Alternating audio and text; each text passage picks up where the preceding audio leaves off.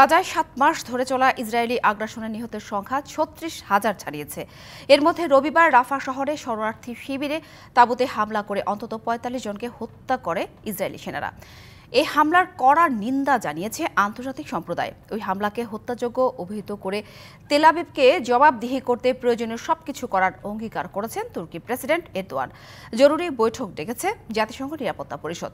এদিকে গাজাকে ঘুরিয়ে দিতে রাফা সীমান্তে মিশরের সঙ্গে গোলাগুলিতে জড়িয়েছে ইসরায়েল।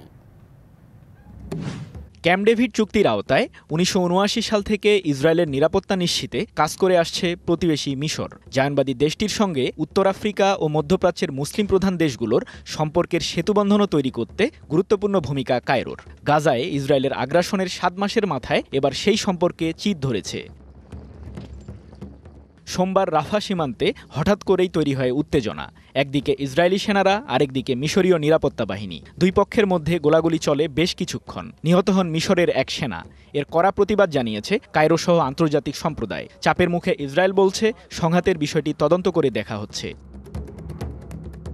এদিকে গেল রবিবার রাফার একটি শরণার্থী শিবিরে হামলা চালায় ইসরায়েলি বাহিনী। তাল আস সুলতান এলাকায় তাঁবু দিয়ে গড়ে তোলা ওই শরণার্থী শিবিরে ইসরায়েলি বিমান হামলায় অন্তত ৪৫ জন নিহত হন। আহত হন আরও ২৫০ জন।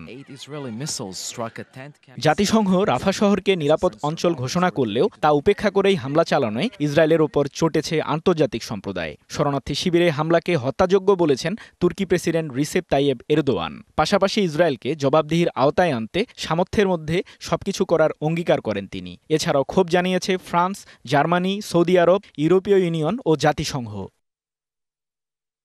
সারা দুনিয়া নিন্দা জানালেও শরণার্থী শিবিরে হামলা নিয়ে সেনাদের পক্ষে সাফাই গেয়েছেন ইসরায়েলের প্রধানমন্ত্রী বেনিয়ামিন নেতানিয়াহু। ওই হামলাকে মর্মান্তিক দুর্ঘটনা বলে দায় এড়াতে চেয়েছেন তিনি। একই সঙ্গে গাজায় অভিযান বন্ধে কোনো পরিকল্পনা নেই বলেও সাফ জানিয়ে দেন নেতানিয়াহু।